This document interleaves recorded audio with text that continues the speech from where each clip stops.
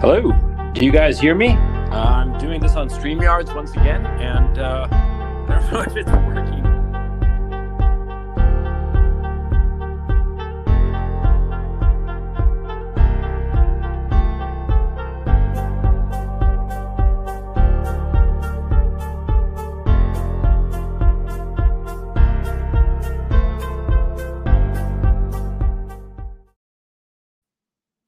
Hello, this is Gonzalo Lira speaking to you live on this Friday, April 8th, 2022.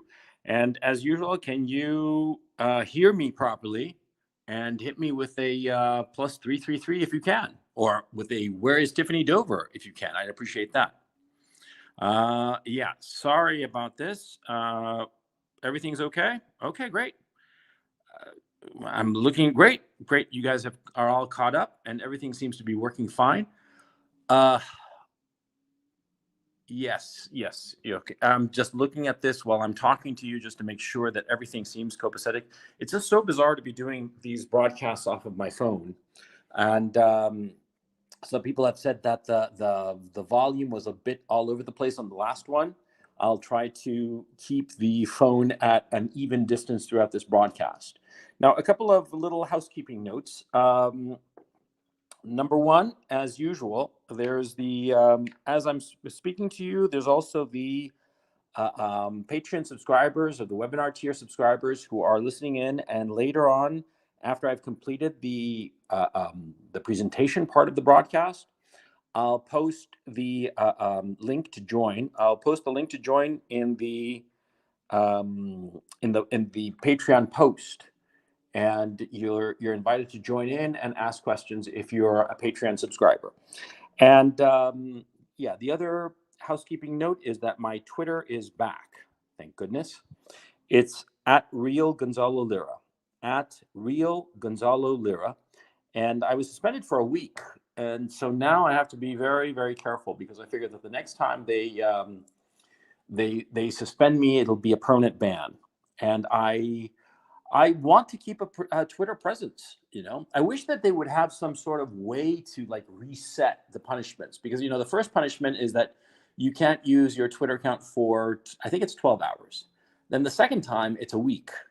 Then the third time you're gone for good. And by the way, because of this, I will never be able to get a blue check mark. I'd like to get a blue check mark, even though I despise the people who have a blue check mark. But I'm just a completist. I like having the little badge. It just is something atavistic about it. The gold star when I was in kindergarten, probably. Anyway, yeah. So my Twitter is back, and I did a long thread today about system pigs. So go check it out. I hope you enjoy it. And yeah, let's talk first about the war. The war in Ukraine. Well, here I am in Kharkov. For those of you who don't know, I'll just give you a little bit of the background. I'm here in Kharkov because I came back on my birthday, the 1st of March. My actual birthday is February 29th, but this year there was no February 29th, and so I celebrated on the 1st of March. I got back here on the 1st of March from Kiev, and the city has quickly become surrounded by Russians. And the problem is that there is a healthy-sized Ukrainian army here, and it's, as a practical matter, impossible to leave the city because at all the checkpoints, there are several checkpoints to get through, and some of the roads are mined. They have put mines on them, anti-tank mines. I'm not kidding. I wish I were. And so you can't leave. There are no trains running. You're pretty much locked in. Okay, you're not moving from here. I would guess that the population maybe, 85 to 95% of the people are gone. I obviously can't tell you exactly how many people are gone, but the whole city is emptied out. And there is fighting going on outside. It's sporadic. Some neighborhoods I know have been completely destroyed. Saltivska is the famous one, which is in the northeast of the city. That suburb has been completely destroyed. This city will be captured by the Russians eventually, okay? At this time, it seems that the order of battle is as follows. The Russians are dealing with Kramatorsk. the Kramatorsk-Donetsk line. That's where the main Ukraine army is located. That's some 60,000 men. And the word is that today the main battle started. Mhm. Oh boy. Yeah, $100 for 1 ruble. Yeah, it's going to be that pretty soon. But anyway, I'll get to that in just a moment. The main battle there at Kramatorsk, or around that area in southeast Ukraine, it's starting today. Apparently, it started. And the expectation is that the Russians are going to annihilate that entire army. I hope and pray and wish that those men would surrender, because there's no hope for them to being relieved. There's no hope for them to being resupplied and being able to break out and win, or at least organize a retreat. They're surrounded, they're stuck, there's no possibility of relief. And the Russians have said, it's surrender or die. And I think that it's going to be the latter. And I think it's a tragedy. It's a needless, senseless waste of life of young men who've got all their lives ahead of them. And I think it's a complete and utter tragedy. And I wish that I could do something to stop it. There's absolutely nothing that I can do. And it's just one of those horrifying things, like a car accident that you watch and there's nothing that you can do about it. Mm-hmm. The problem, of course, is that you're talking about, at least 60,000 men. Nobody's quite sure how many men there are there, but it's going to be a horrible battle. And the Russians have the upper hand. It's simple as that. But the leadership of the Ukrainian armed forces refuses to surrender. They insist on fighting to the death, fighting to the last Ukrainian man. Mm-hmm. And I think that's just horrible. When old men send young men to their deaths. I'm an old man. I'm 54. I mean, I'm not that old, but I'm pretty much getting there. And I could not live with myself knowing that I'd thrown away the lives of young men on a pointless battle. I think that's the thing. But it seems to me that the people in the Zelensky regime are truly evil. They truly are. There's no other way to explain their behavior, the decisions that they have made. The main battle at Kramatorsk, like I said, it's starting today. Once that battle is over, just as like the Mariupol, battle is winding down, they're down to something like 3,000 men, perhaps less, that are trapped in that steelworks. Those Ukrainian fighters, Azov battalion fighters, and God knows who else.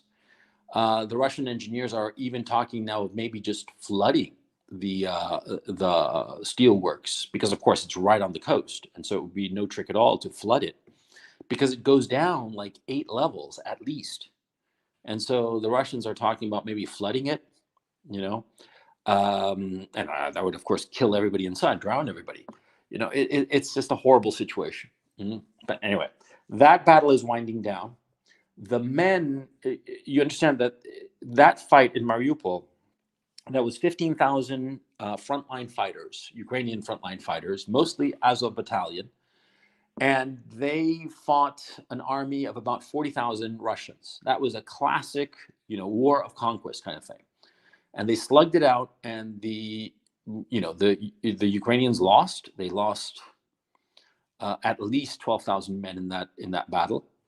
And the men who are alive are in that steelworks. And the Russians now have left a smaller force of roughly, it's not very clear how big it is, but between 7,000 and 10,000 men. And the other 30-odd thousand men, they've shipped them up north. They started doing this last week, by the way, when it was clear that Mariupol was over in terms of there being any kind of real resistance. This is a police action. This is the mopping up. This is over. And so what's going on is the Russian army, they rested up, those 30,000 men, they rested up and transported their gear and everything up north to the big battle in southeast Ukraine and around Kramatorsk. And that is going to be the big battle. And after that battle, after the Russians have won, and they are going to win, the Ukrainians have no air cover whatsoever. They have no anti-missile systems whatsoever. They have no air defenses whatsoever.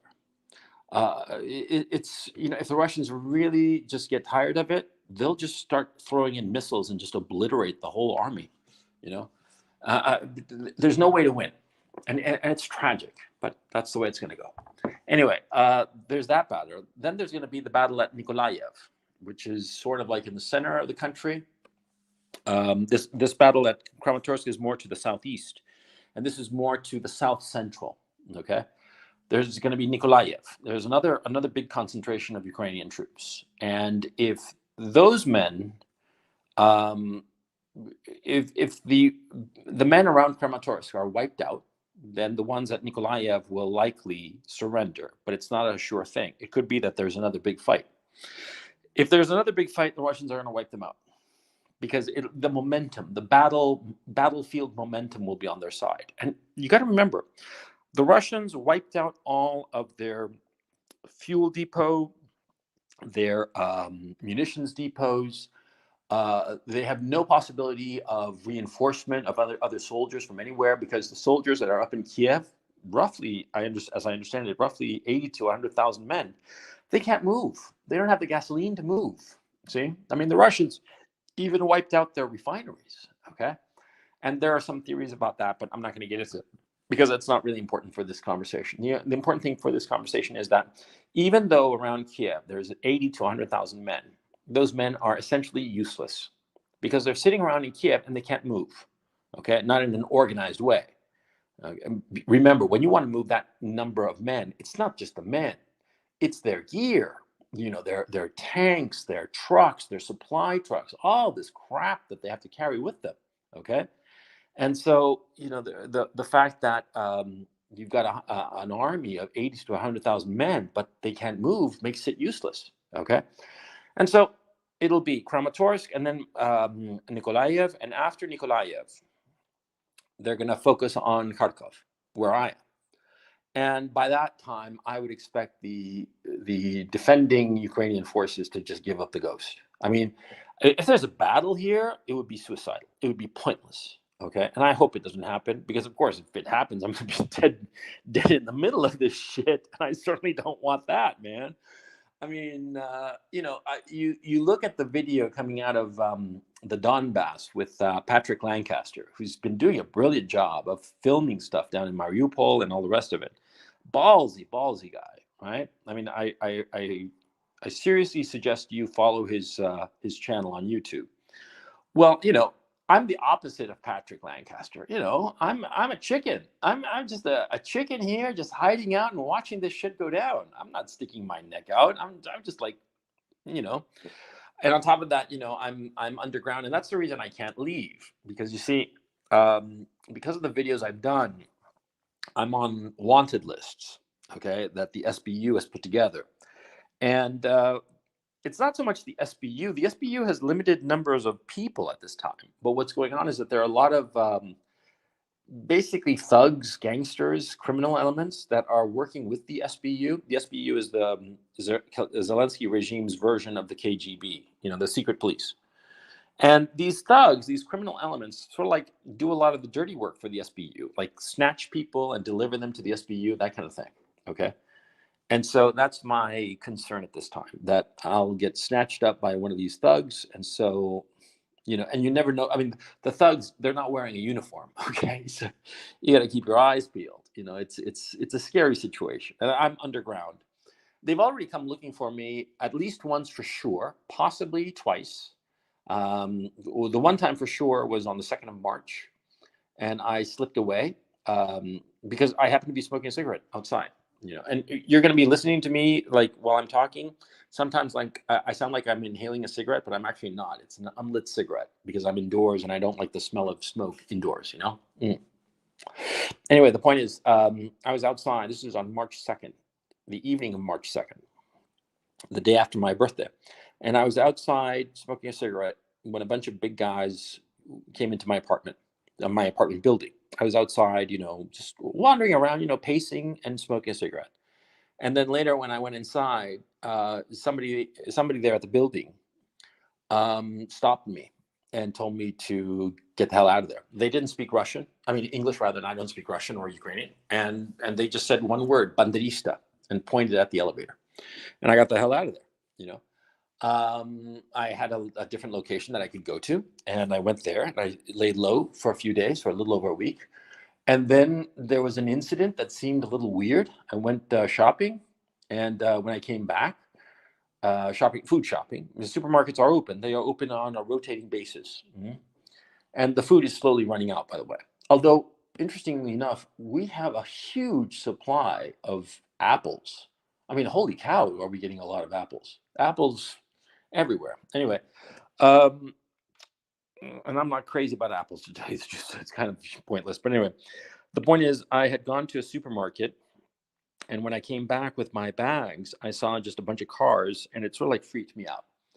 And so I just assumed, just keep on going, because the way the cars were, and there was one guy in particular who was just screaming on the phone, pissed off at something. And the place where I was, it was like an apartment block, and it was extremely isolated. And I knew that there was practically nobody, if not nobody at all, in the whole apartment building. Okay, and it just freaked me out. And so maybe I was just paranoid. Maybe it was like a real thing, but I haven't been back there since. Anyway, the point is that I know that I'm on some list. Okay. And if I go to a checkpoint, they'll probably find my name on the list, especially because of my passport. It's so unusual. It's from Chile. And so that's why I'm extremely concerned. And that's why I'm sort of like stuck here. I'm stuck here. And my family, thank goodness, is far away from here. That's the important thing. And they're perfectly fine. But in my own case, I'm sort of like stuck here. And so I'm going to have to stay here until this thing is over, one way or the other.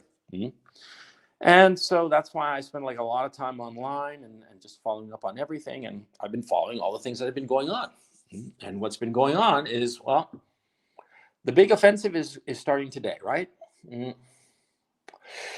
There's also an interesting bit of news. There was a missile strike that hit Kramatorsk, and it killed 30 people at the train station at Kramatorsk, which is a tragedy. All civilians, all old people trying to get away from Kramatorsk because, of course, they know what's coming, and they want no part of it. And they were all crowding around in the train station, and this missile hit.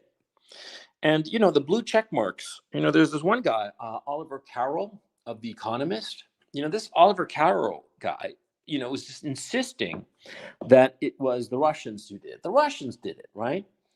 And the thing is, see, there was a piece of the missile that was found, okay? And because of testimony of different people, they know where the missile was shot from. Number one, it was shot from area controlled by Ukraine. And number two, which is much more damning than that, was that the piece of the missile that fell was a Tochka U missile. Now, the Tochka U missile is a missile from the Soviet era, and it's definitely Ukrainian. The Russians don't use it anymore. They don't have any active Tochka U's, okay? So the fact that it was shot from an area controlled by Ukraine, and it's a Tochka missile, and by the way, it's known that the Russians do not have it, and they didn't bring any. I mean, they just don't have it, okay? But the Ukrainians definitely do.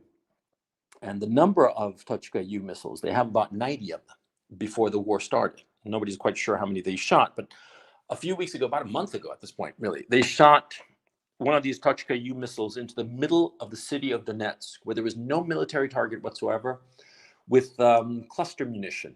The little pellets that when they explode, they shoot these little pellets all over the place. It's like a shotgun blast, but like a missile, and it kills everybody. These little things are designed to kill people, not tanks, because these little pellets will hit a tank and just bounce off. It's not going to pierce the tank's armor, but it'll kill everybody. And that's the point of it. And that's the kind of missile that they shot at Donetsk. And in Donetsk, there was no military target whatsoever. No building that was military or necessary for the Russian military infrastructure. They just shot it just to kill civilians. That's what they did in Donetsk, and that's a fact. And of course, the Western media doesn't report that. And now, where there's indisputable proof that this missile was definitely Ukraine, because what happened was that the missile landed, killed a bunch of people, but immediately people started filming the pieces that remained of the missile. Okay, the lower stages of the missile for some reason, and people are saying that the missile might have broken apart in midair. Who knows? The point is that there's a big chunk of it that they shot pictures of it right when it happened. I mean, within seconds. of the whole thing, right? Because it landed in the middle of right in front of a government building, on the grass right in front. I mean, it was like you can't miss it, kind of thing, right? And they took a whole bunch of pictures of it. It's definitely a Tuchka U missile, definitely shot from Ukrainian held territory, and the blue check marks are saying that it's Russian. They're lying their asses off. And I on YouTube, because I don't have Fox TV or let alone CNBC or any of the rest of it. I see all the bullshit that they're talking about, and I'm like, what the fuck are you talking about? They talk about Bucha, and it's like they're talking about something from another planet, because on this planet, everyone knows that the Ukrainian armed forces did it. Everyone knows it was a Safari tactical group of the Ukraine armed forces, and the Safari group went and looked for everyone who was considered a pro-Russian traitor, whatever, and killed them all. And killed them all in basements, shot them, tied them up. Sometimes they tied them up with the very white cloths that the Russians used to distinguish friend from foe, because a lot of these civilians, you notice, had white armbands in the Bucha massacre. And that, see, the Ukrainians used blue and yellow to distinguish friend from foe. Sorry about that. Whereas the Russians used white on the arm and white on the thigh. And so a lot of civilians had these white armbands. And those were the ones who were shot. And some of them had their hands tied behind their back using the white cloth that the Russians had given them to distinguish friend from foe. Mhm. Like there's like this alleyway in Bucha where there's a bunch of bodies lying there with like all this trash. And you start looking at the trash and you realize a lot of them are MREs, meals ready to eat, that were handed out by the Russians. They are Russian MREs. And the Russians, what they do is that a lot of times they'll just hand out a lot of MREs to civilians in civilian areas that they control. And so these civilians were clearly friendly to the Russians, and they were shot up. And why would the Russians give them food and then shoot them? That doesn't make any sense. Okay, it doesn't make any sense also because the mayor of the town declared on the 31st of March that Bucha was completely cleared. By the way, it's not really a town, it's more like a suburb of Kiev. And the whole place was totally cleared out, and it's not that big. Okay. And these streets where they found these bodies, they're the major streets. And so it doesn't make any sense. It doesn't make any sense that on March 30th, the Russians pulled out completely. March 31st, the mayor said everything is hunky dory. The 1st of April, it's announced on a website how the Safari group is going to go in there and look for any booby traps and also any collaborators and conduct cleaning, quote unquote. And then 2 days after that, a whole bunch of bodies show up on the street. I mean, we know what happened. And yet in the West, they keep insisting that it's Russia, that Russians did it. I'm not pro-Russian. I'm pro-truth. Don't go telling me lies about things that I know. I mean, it just bothers me to no end. But anyway, the point I wanted to make here is that the same bullshit that they're pushing on Bucha, they're pushing with this missile in Kramatorsk, right? Mm. The Russians did. The Russians did. The Russians did it. No, they didn't. Mm. And the evidence is indisputable, but they're going to keep on lying about it because, in the empire of lies, telling the truth is a crime. Okay.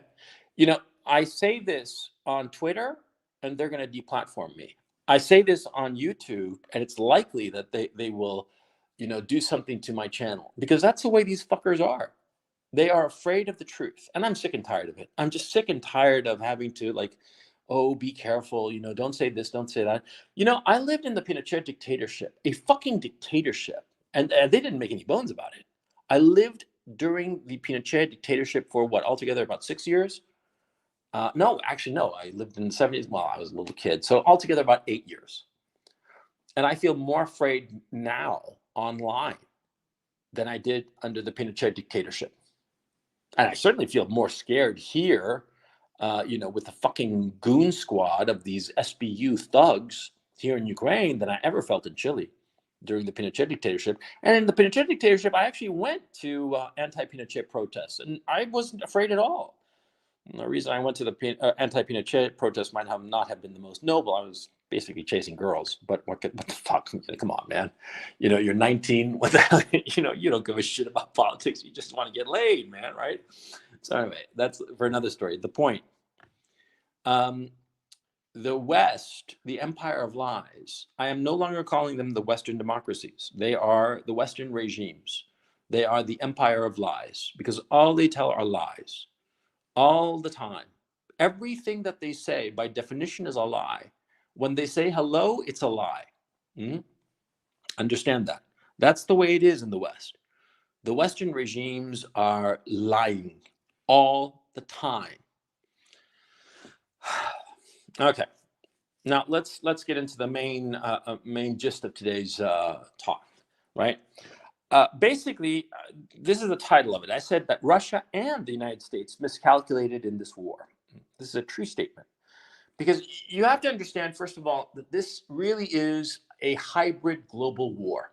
Okay, this is a war taking place on multiple fronts. It's taking place on military front, political front, economic front, propaganda front. I'm a foot soldier in the propaganda war. Okay, well, maybe not a foot soldier, maybe like a major or something, right? But in this information war, this is a component of this hybrid war. It's working on multiple levels, and you got to understand that. Okay, and this war has been not going on really. It's been preparing for a while. The invasion of February 24th. That was the official start of this new breed of war. But the sanctions were part of this war. The kinetic war, of armies clashing, that's part of this war. The economic war, the information war, all of this, it's happening all at the same time. And we are dividing the world between two camps, the Western regimes and the Eurasian regimes. The Western regimes, it's Europe and North America and Oceania, Australia, New Zealand, right? And Japan. Now, the Eurasian regimes are Russia, China, India, Pakistan, Iran, the Eurasian landmass, okay? Those are the two armies, and they are clashing. Those are the two contestants in this war. And they are clashing on multiple levels. Now, what's interesting is to understand the mistakes that the two principal players at this time started out with, okay? Because at this time, Russia is the principal player on the Eurasian side. Soon enough, it's going to be China, okay? When Taiwan gets recognized by the United States, which they will do in the next 6 to 12 months, when Taiwan becomes recognized, China, that's going to be the red line for them. And China is going to go to war with the United States. And that's the main show, okay, the China-US war. But right now we have the Russia-Ukraine war, which is really Russia versus NATO proxy, okay? Now you have to understand why it's a NATO proxy. Oops, sorry about that. It's a NATO proxy for the following reason. You see, the Ukrainians, since 2014, NATO has been training Ukraine's armed forces. Ukraine in 2014 had a very, very small army. Today it has an army that before the war numbered 259,000 soldiers, plus an additional 350,000 men under arms that carried out different functions. There was the territorial police, there was the border guards, there was the regular police department, all those men and women totaled some 350,000. But the actual army, the actual fighting force is 259,000 at the beginning of this war, okay? Now, these 259,000 had been trained to NATO standards, okay? It's very important that you understand that. See, the men, the armies here, they function under the notion of interoperability. That is, NATO, because it's an alliance of several different countries, each of these countries' armies are taught the same, trained the same communication systems, same weaponry. So you can plug and play. You can pull out one, group from one country's army and plug it into another, and it'll work fine. Interoperability, okay? Plug and play. The Ukrainian armed forces had been taught the same doctrine. All of the NATO doctrines, tactics, strategies, weapons, communications, command control, everything. Okay? And so when Russia went to war with Ukraine, Russia was really going to war with NATO by proxy. Okay? And NATO is really freaked out. And you have to wonder, why hasn't NATO joined this fight? And what's happened is that, see, they've discovered, to their dismay, they have enormous weaknesses. They have some strengths, but they have enormous weaknesses that they did not count insofar as the Russians being able to exploit. And a lot of gear did not work up to par. A lot of issues with command and control didn't work. I mean, it's been a little bit of a mess for NATO insofar as their systems vis-a-vis the Russians. Okay, and I'll get to that in a minute. But what's important is that, see, the first, the beginning of the war was with Russia attacking Ukraine. Now, Russia attacked Ukraine on 6 axes of battle. There was the Kiev axis, the Kharkov axis, the Donetsk, the Donbass axis, and the Crimea Kherson axis, and the Crimea Mariupol axis, right? And so those 6 axes, I think is the, and I'm missing one. It doesn't matter. It's not important. The important thing is that the Russians attacked from multiple directions, okay? Now, why were they attacking from multiple directions? They had the notion that the following: if they attacked only from the Donbass, that is the breakaway republics of Lugansk and Donetsk, see, if they attacked only from there, then it would be no trick at all for all of Ukraine to become a funnel for equipment and material to just flow from the west through Ukraine to that spot in the Donbass, in the east of Ukraine. Okay? And so they wanted to prevent that. And so what they did, they struck from the south, Crimea, north to Kherson. And from the north, above Kiev, they struck south through Kiev, sort of like, they didn't, of course, split the country, but they were in position where they could interdict anything flowing west. And they quickly used their missiles to establish the fact that they could hit any target in western Ukraine. When they hit that training center just west of Lviv, just about, something like 12 miles, 20 kilometers from the border with Poland, and they hit it with 30 cruise missiles all in one go, they destroyed $400 million worth of equipment, and they killed, God alone knows how many foreign soldiers in one go. That just scared the shit out of NATO. They realized, fuck it, these guys can hit us anywhere they want to. And so, though there's been like dribs and drabs of equipment and a constant talk about sending gear to the Ukrainians, the fact is that they're not really sending any. And whenever it does get through, it gets blown the fuck away. Okay. And because the Russians can send their cruise missiles that hit anything all over the place because they know it like the back of their hand. This isn't like foreign territory for them, I mean, shit, they still have the maps from the USSR when Ukraine was part of Russia, or, both of them were part of the USSR, however you want to look at it. So they know everything about Ukraine. And on top of that, they have some of the best human intelligence on the planet, of course, because there are a lot of people in Ukraine who are pro-Russian, okay? And it's not that the Russians bought them or have them trapped in some honeypot or some bullshit like that. No, they feel Russian. And they're like, yeah, I'm part of the Ukrainian thing, but fuck it, I'm Russian and I'm going to help you guys. So the point I'm trying to make is that, see, the Russians really control Ukraine. And by having these 6 axes of attack, right, they put pressure and pinned down all of Ukraine's army and totally threw them. I mean, they control the battlefield momentum. Now, here is where the Russians miscalculated. They thought, and it's becoming clear now, that they thought that if they came in soft, they could scare the Ukrainian political leadership into a political solution to the problem. That's becoming increasingly clear to me, because it's only as the weeks have gone on that the Russians have upped the tempo of combat, the tempo and the intensity of combat, okay? When they started out, it was a very light touch, just tiptoeing around the country, getting into scraps and fights, but not really going to town. Mariupol, retrospectively, was a turning point.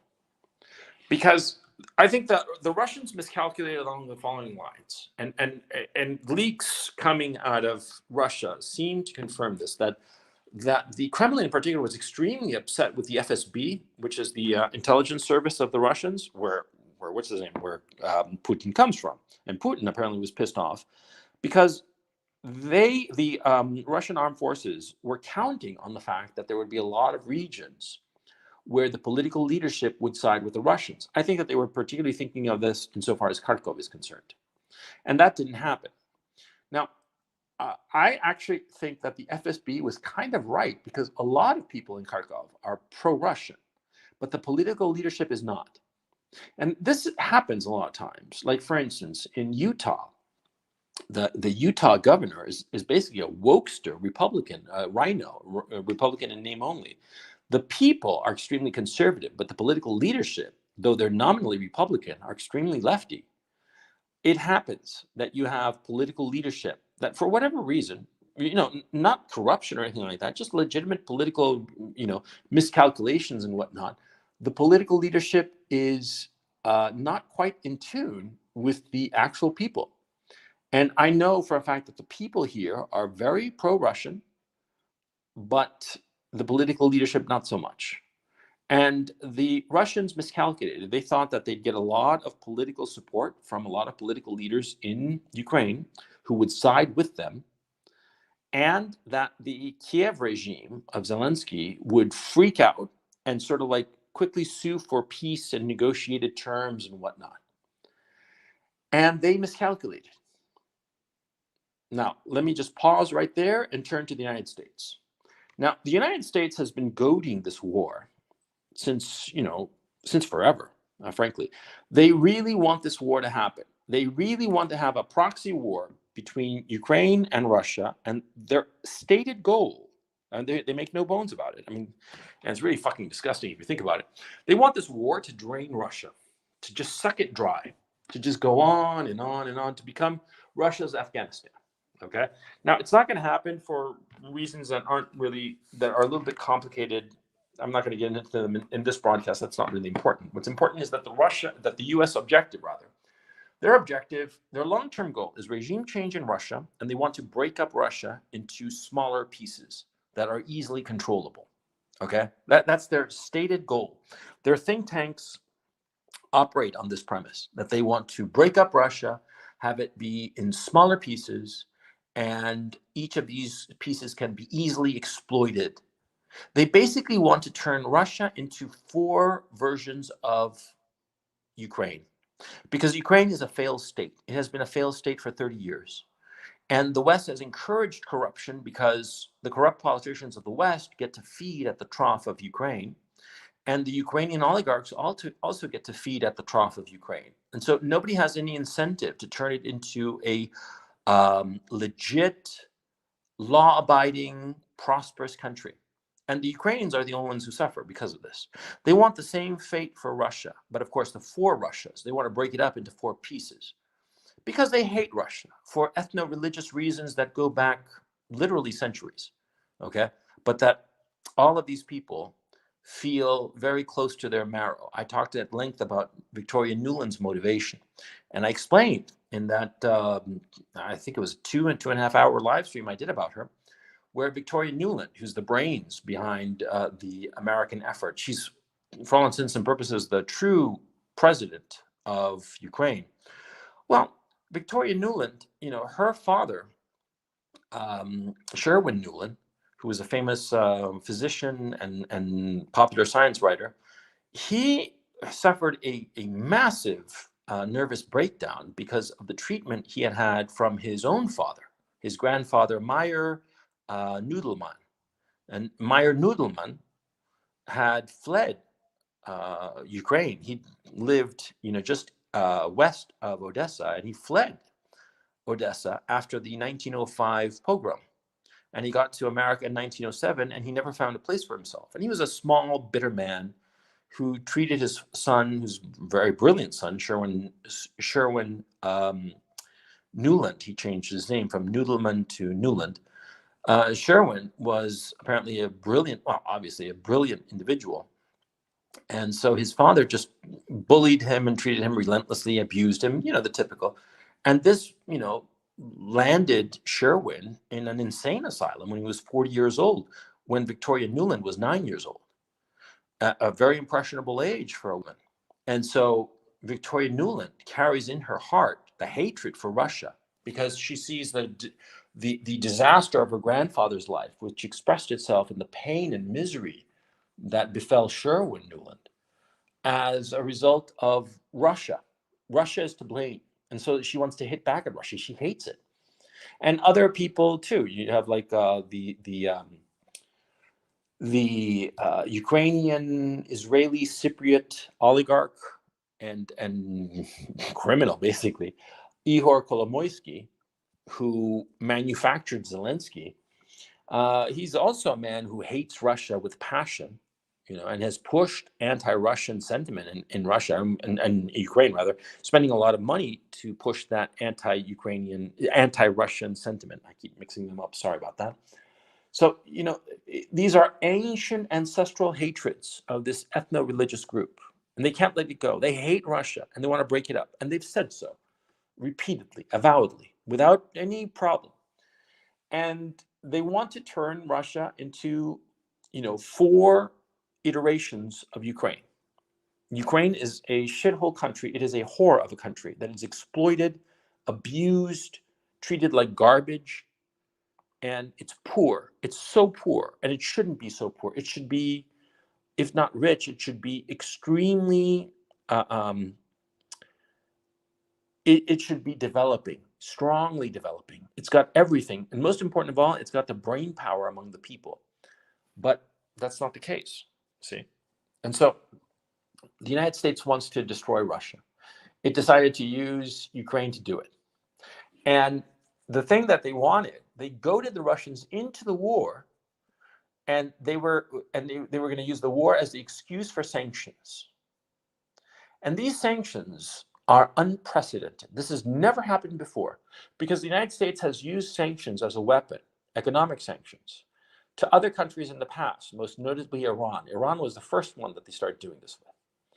And with Iran, they prohibition of trading their oil and all kinds of measures, pulling them out of SWIFT, all kinds of stuff, right? Now, all of these measures, these sanctions, they crippled the Iranian economy. They certainly did. But the Americans never paid attention to the effects of these sanctions. Did they ever topple the Ayatollahs in Iran? No, they did not. Because the people in Iran felt that the West was persecuting them with these sanctions, not the Ayatollahs. And so the Iranian people, not all of them, of course, but a big chunk, they started supporting the Ayatollahs even more because they felt that their country, their government, was being persecuted by the Americans by way of these sanctions. You see? And so the sanctions, yeah, they kept on going against Iran, grinding down the Iranian economy, but the people kept supporting the government. Now, Iran is a large country. I do believe it has 90 million people or something like that. It is potentially a very large economy, but in the scheme of things, it's small. And so the Americans could afford to sanction it, and it wasn't going to hurt them or anybody else, really. And so they sanctioned Iran. They sanctioned other countries like Venezuela, well, Cuba, famously, going back way back to the 1960s, right? Early 60s. But when the approaching war came with Russia, they thought that they would use the same tools. But they didn't understand the scale of Russia. And that's something that's pretty funny, because people don't quite understand the scale of Russia. Lots of times they fuck it up in terms of understanding the scale of the country. Russia is huge. It took me 4 days to cross Ukraine. 4 days on a motorcycle, on clean highways, no problem. 4 days to cross the country from the west end to the east end. And when you look at a map and you see Ukraine and you compare it to Russia, it's like nothing. It's like so small. Russia is enormous. And what's more important is that is such a dominant player in so many markets. Economically, it's so crucial to so many markets. It's not just agricultural, it's not just energy, oil and coal and natural gas. It's also copper, it's also nickel, it's also all kinds of other stuff, and not to mention the actual industries that the Russians have, not to mention the key component to Western agriculture, which is fertilizer. The fertilizer, the potash and urea that is necessary for industrial farming in the West, in the United States. They weren't counting on that. They didn't look at it. They didn't realize it. They thought, we're going to sanction them and we're going to break their economy. And this is where the Americans miscalculated. Now, let me go back to the Russia miscalculation. See, on February 24th, the Russians thought that they'd invade Ukraine and there'd be a substantial chunk of Ukraine that would break away, the political leadership would break away and join them. And they didn't expect that the Kiev authority would have the political backbone to really pursue a war. But what happens is that when you get led down the garden path, as the Ukrainians were by NATO and the EU, you believe your own bullshit. And you think that you're tough enough to fight the big guy, even though you really can't. And so the Ukrainians actually started fighting full out. And the Russians started fighting back full out. And eventually it devolved into Mariupol.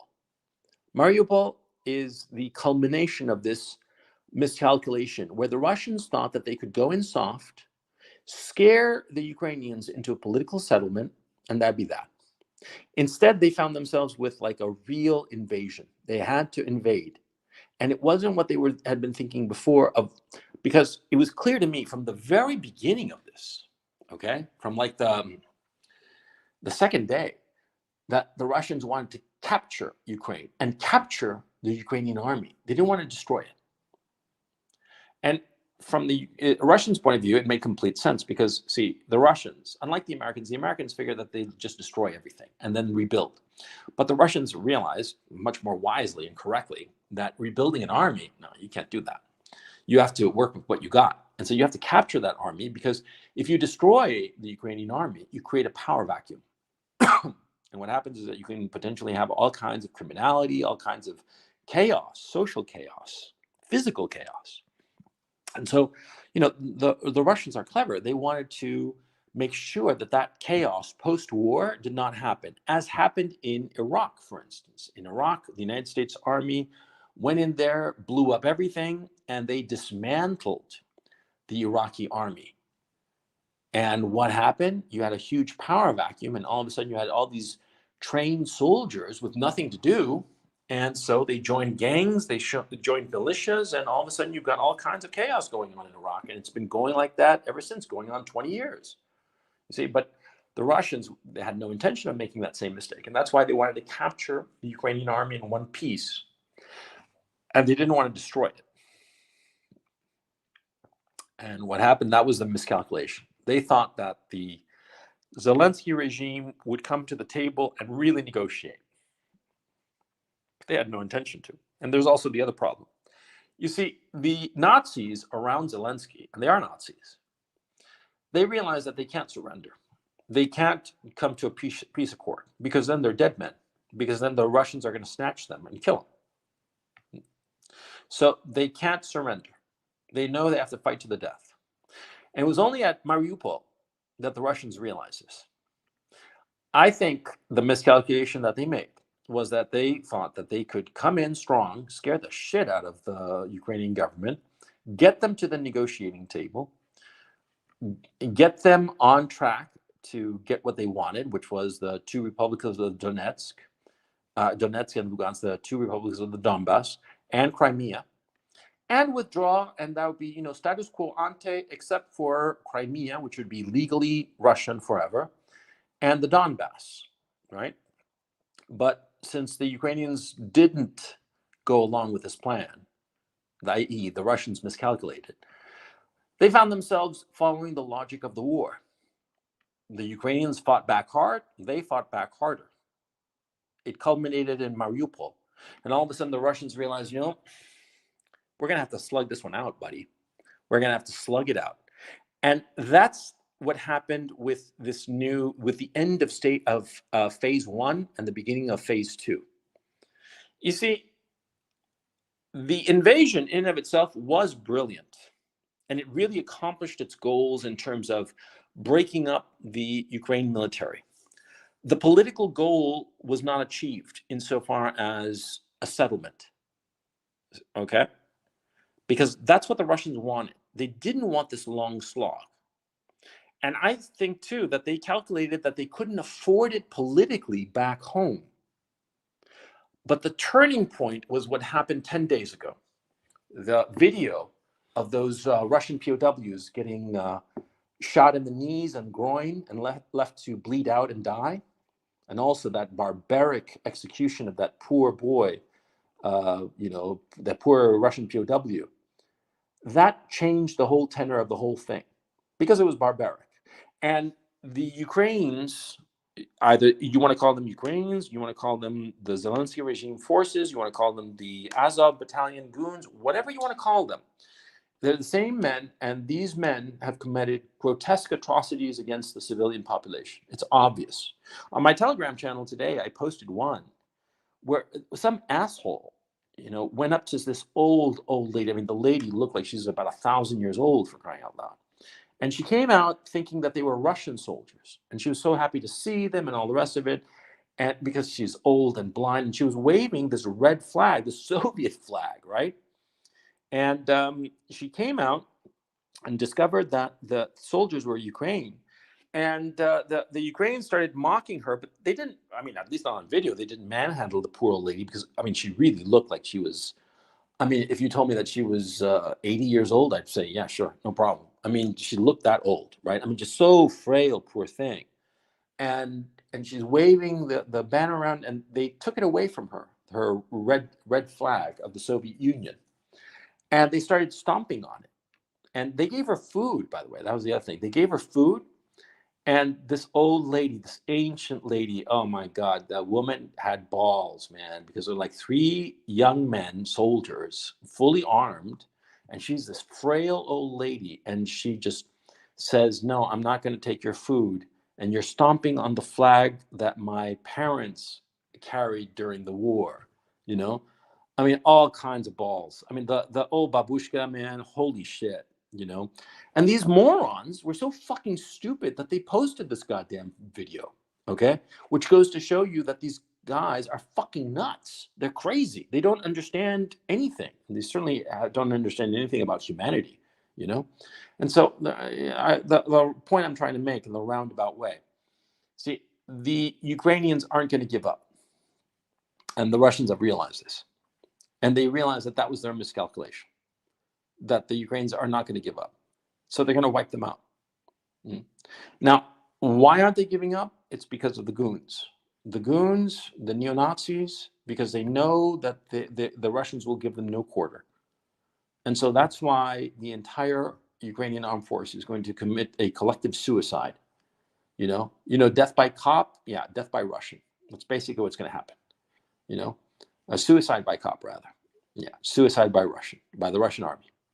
And the entire Ukrainian armed forces is going to be destroyed. I hate to say it. I think that the battle at Kramatorsk, yeah, it's going to be a butchery. And it's going to be something that you're going to want to sit down and weep. I would not be surprised if Russian commanders are just going to be like tearing their hair out, because it's going to be the pointless and senseless death of all these young men for nothing. There's nothing to be won. The war is over. Okay? And why is it over? Well, for a very simple fact. A lot of military commentators, and myself included, by the way, have said that the Russians came in with 190,000 soldiers. That's not true. The Russians came in with 1,250,000 soldiers, 1,250,000 soldiers. And you're like, no, they didn't. And I'm like, yes, they did. Why? Because they're right the fuck there. Ukraine is on the border with Russia. You got to like zoom out a little bit here, Because we're so used to the American mode of war that they carry their army over an ocean far, far away to fight whomever. The Russians are right the fuck there. Okay? You know, the soldiers that they're pulling out of Kiev and rotating around, you think that they're going to be the same fucking soldiers? No. They're probably going to bring in like all kinds of fresh troops, or they're going to take like hardened, battle hardened units and spread them around, newer units that haven't seen combat, and plug those into the war down south in the southeast, right? Of course. See? The Russians have all the infrastructure, all the men, all the equipment, all the gear, all the missiles, all everything right the fuck there. And they can draw on that. Okay? So, because we have this mental image that Ukraine is like floating in the sky, separate from everything else. No, it's right there. Russia is right the fuck there. And I've fallen into this trap. And it's only recently in the last few days that I've realized wait. See, for the Ukrainians to get more gear, they have to bring it all the way from Western Europe and somehow get it through the border between Poland and Ukraine without it getting blown up by the Russians. And the Russians are consistently good at blowing shit up. And so, you know, as a practical matter, they really aren't getting much stuff. They're getting some, but not a hell of a lot. Okay. The Ukrainians used to have 2,000 tanks, right? Used to. Now they're down to less than 10% of that. Okay, so a couple of hundred, and the Americans and Europeans are trying to rustle up another 50. They're looking around in their inventory of old Soviet Warsaw Pact tanks, which are, of course, you know, they got smaller guns and they're out of debt, out of shape. I mean, they're out of date rather in terms of electronics. And on top of that, they haven't been maintained properly. So getting them up to snuff is not going to be an easy task. I mean, you know, it's just a fool's errand, really. And the Ukrainians can't be resupplied. The Russians can. They got the shit right there. Their country is right the fuck there, all around on three sides of Ukraine. See? And so the point I'm trying to make is that, see, you know, the Russians are going to win no matter what. There is no way for the Ukrainians to fight them off. It's simply impossible. And on top of that, I have to insist on this. The Zelensky regime is positively evil because they will sacrifice all of these young men to save their own hides. And all of these young men will die for nothing. I believe that we're going to see this titanic battle at the Kramatorsk, and they're going to wipe out 60,000 Ukrainian soldiers.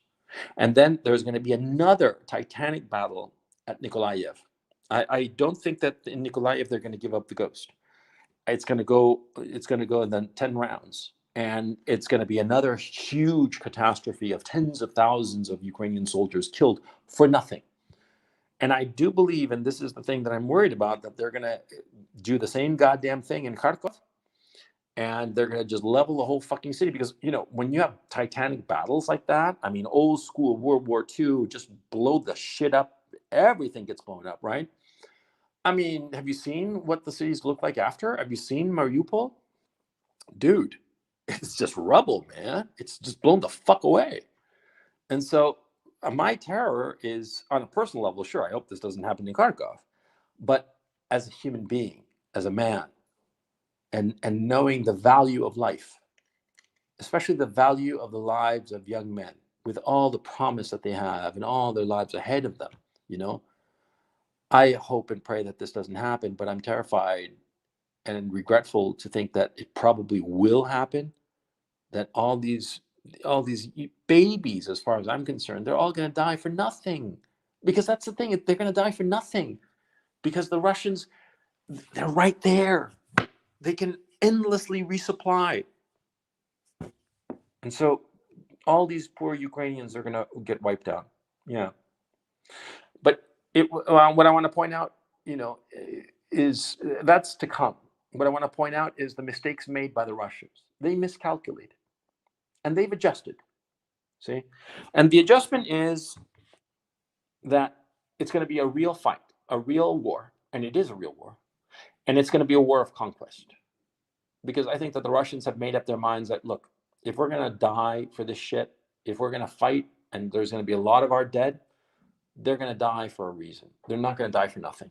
We're not going to just, fight this war, suffer these casualties, and then just withdraw status quo ante. Fuck that. We're going to fight, we're going to die, but we're going to take. The entire southern coast of Ukraine is now Russian. It will never, ever go back to Ukraine. I'm talking Mariupol, I'm talking Kherson, and eventually they're going to get around to Odessa. Odessa is a very important city in Russian mythology, in the Russian psyche. They're not going to leave it to the Ukrainians. They're not going to let Odessa become like the lone port that Ukraine uses to get out. No, Ukraine is going to become a Mediterranean country, and it's going to be small. It's going to be a rump state.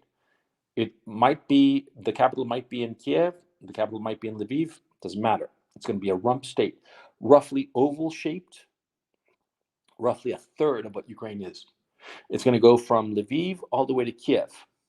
And it could be that Kiev itself is divided. If you ever look at a map, the old city of Kiev is on the west side, right? And the new suburban side is to the east side of the river, because it's split by a river, by the river Dnieper. And so the point is, it could well be that the Russians capture all of it. They take it and they integrate it as part of Russia. And everything east of Dnieper becomes part of Russia. Could be that. It could be that they take, say, Kharkov, Lugansk, Donetsk, and everything on the south shore, like a Nike swoosh kind of shape thing. It doesn't matter. They're going to take a big fucking chunk of Ukraine, and it's going to be theirs forever, and they're never going to let it go, because too many Russians have died for it. Okay, and frankly, I also think that something else is going to happen. No Ukrainian is going to come back. I think a lot of Ukrainians who have left this area, the ethnic Ukrainians, they're never coming back here. Mm-mm. I know personally some Ukrainians, ethnic Ukrainians, who will never come back to an area controlled by Russians. They just won't. On principle, on an atavistic kind of like, I hate them so much kind of thing, they're never going to come back. Okay, and so that will mean that this area of Ukraine, where I am now, the east of it, it's going to be fully Russian. No Ukrainians, because the Ukrainians won't want to come, and so it'll be just left to the Russians. And I think that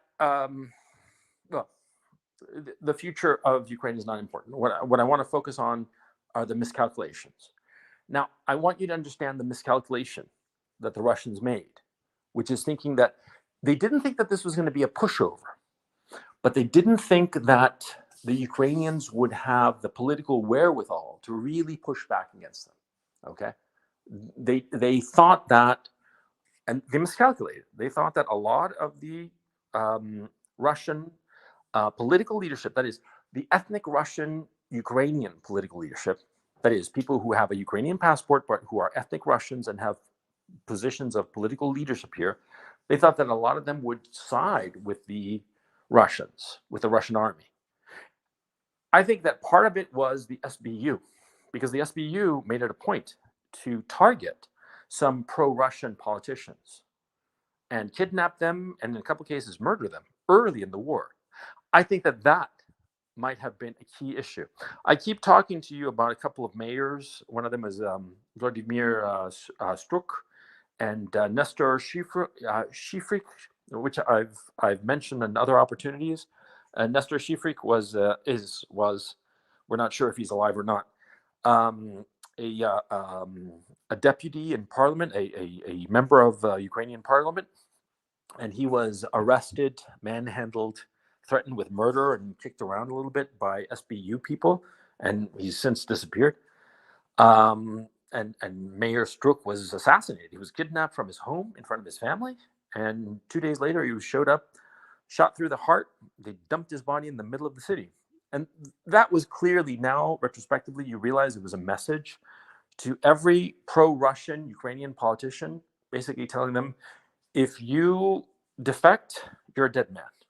And so I think that that's why a lot of the political leadership, not all of it, but it was a contributing factor. A lot of the political leadership in Ukraine, the small town mayors, those sorts of people, or the big city mayors, like here in in Kharkov, they decided not to defect, not to side with the Russians because they were afraid. Right? And I don't blame them, quite frankly. And so that was the miscalculation that the Russians made. They thought that a lot of people would defect to their side and that a lot of cities would just surrender to them, declare themselves open to the Russian army, and that everything would be hunky-dory. That didn't happen. They had to slug it out. And that was their miscalculation. And that was their adjustment. They adjusted to the situation. And the great good fortune that they had were these videos of atrocities committed to the Russian POWs. Now, in case any conspiracy-minded fool starts thinking otherwise, these were definitely Ukrainian. The people who shot up these Russian POWs, number one, the POWs were positively identified. They're known who they are. Number two, the people who shot up the POWs, the Ukrainian forces, they were identified too. And they're known to have been far-right extremists within the armed forces of Ukraine. Number three, the location where it happened, the milk factory, that was under Ukrainian control. And it was positively identified by multiple sources independently based on the evidence from the videos, the location of certain buildings and whatnot. And it was very easy to find it and positively identify it via Google Maps. So there's absolutely no question. It was not a false flag. The Russians didn't do it to themselves in order to drum up support at home. No, it was organic, okay? And the thing is, the Ukrainians who are abusing Russian POWs are doing it so often that it's the number of videos. It's incredible. Okay, those videos that were shown of those kids getting kneecapped and then shot in the groin and then dying, bleeding out there. That was the most spectacular, the most cinematic, if you want to put it in those terms. I mean, I'm saying this, it's disgusting, but you see what I'm saying. The most attention grabbing. Mm-hmm. But there are others, and they're not so attention grabbing, perhaps, but they're equally disturbing, equally heartbreaking, because it is heartbreaking to see a fellow human being of whatever army, whatever stripe, suffering like that. Okay, and the Russians have probably done the exact same thing to some of the Azov battalion people, but they haven't shown the video. Perhaps the Russians were smarter in that regard, because no video of atrocities committed towards Azov battalion members has leaked out. There have been a lot of videos of them interrogating them, which violates the Geneva Convention. But in the scheme of things, it's a fairly minor violation. But anyway, the point I want to make: the Russians have adjusted, and because of these videos, the Russian people and the Russian soldiers, their morale is through the roof. They are on top of this. And what's very important is that they are thinking this is going to be a war that's going to last a long time, at least another year. They are mentally prepared. What's also very important, I talked about this yesterday on the Duran, that the Russian people who are now in positions of leadership, men between the ages of 45 and 60, they grew up during the 90s, 30 years ago. 30 years ago, they would have been between the ages of 15 and 30, okay? And so they went through really, really rough times. I mean, hell, Vladimir Putin was so broke that even as a member of the KGB during the 90s, or FSB as it became then, during the 90s, he had to work a part-time gig as a taxi driver. That's how broke he was, okay? The future president of Russia, right? During the 90s. And so a lot of people grew up in the 90s. People in positions of power today grew up in the 90s through very, very difficult times. And so they're not afraid of going through hard times again. Okay. And this is setting an example for the younger generations, the people who are in their early 20s through their late 30s. A lot of those men and women, but a lot of those men who are in their 30s, who had started to see, success, a lot of contacts with the West and whatnot, two things happened with them. Number one, a lot of that prosperity vanished, but they realized it wasn't their fault or even their government's fault. It was the West that pulled out with the sanctions. And the other thing that they discovered is that the West hates them. The West hates them and avowedly hates them. And that has changed the mentality of the young people drastically. The young professional people drastically. So let's look at America's miscalculation. The whole notion of the sanctions on Russia was that it was going to cripple the Russian economy. It was going to cripple the Russian economy, and therefore it would make the people so antagonistic towards Putin that they would want to overthrow him. That was the calculation. In fact, that's always been the calculation with sanctions. It has never worked, ever. Okay? I mean, anybody saying that, oh, this is a great plan, let's put sanctions and it'll make the people throw out the government. This has never happened, ever. Look at Cuba. Look at Iran. Look at Venezuela. Look at any place that this has been tried. It never works, ever. Sanctions don't work. They don't. Because what happens is that it hurts the common people, but it doesn't hurt the elites. The elites in every country never get hurt by economic downturns, be they natural or artificial, like the shape of these sanctions, right? And so what happens is that, the common people suffer. And, with an economic downturn, in that situation, a natural economic downturn, they might blame the oligarchs of their own country, the leadership of their own country. But when they know that they are being sanctioned by some foreign power that wants to fuck them over for whatever it is that their leaders are doing that the Americans or Europeans don't like, they're like, fuck that. Because they feel that those foreign powers are attacking them, the people. Because they are. Because sanctions only affect the people, the common people, the middle classes, the working classes, the lower classes. And so they feel that they are being attacked. And this is what happened with the sanctions. The United States imposed these sanctions. All these firms pulled out. We all know the story, right? The ruble collapsed in value and all the rest of it. But the Russian people, they felt the West is attacking us.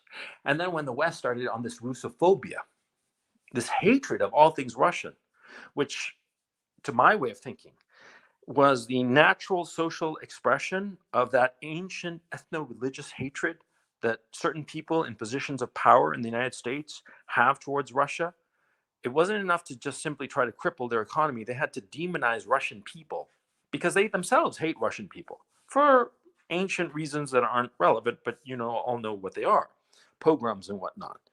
And so what happened was that, the Russian people, they see this hatred towards them.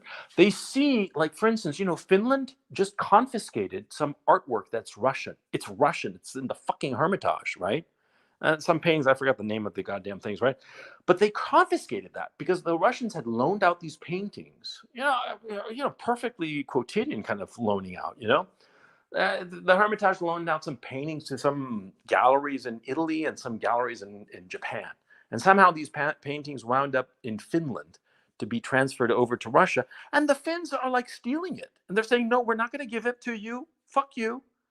And it's like, it's our paintings. And like sanctions, Finland is the ultimate Karen in this fucking story. They're such little bitches, by the way. And if you're listening and you're Finn, I know more or less what's going on in Finland. You guys are fucking bitches. You're retarded, because the Russians, they're not going to forgive you. And your economy depends on Russia. You're fools. But of course, that's the problem. These fucking people, they're so fucking arrogant. They think that they're untouchable, that nobody and nothing can hurt them, that the way things are, the richness of their lives and existence is like this magic shield that can protect them from any consequence, so they can do whatever they want and have no fear whatsoever that anything bad will befall them. Well, surprise, motherfucker. This is what happened with the sanctions. And this is the great miscalculation of the Americans. They imposed all these sanctions. The ruble did fall in value, but there was one key issue. Russia is huge. Between Russia, and I've said this statistic many times before, between Russia, Belarus, Kazakhstan, and Russia has an intimate relationship with Kazakhstan, and Ukraine, those four countries control 40% of the wheat export market in the world. 40 fucking percent. And it's similar numbers with barley, with oats, and we're not even talking about fucking energy commodities. And even when the Americans stole $287 odd billion of Russia's foreign currency reserves, which they did, they stole it. That was theft. Okay.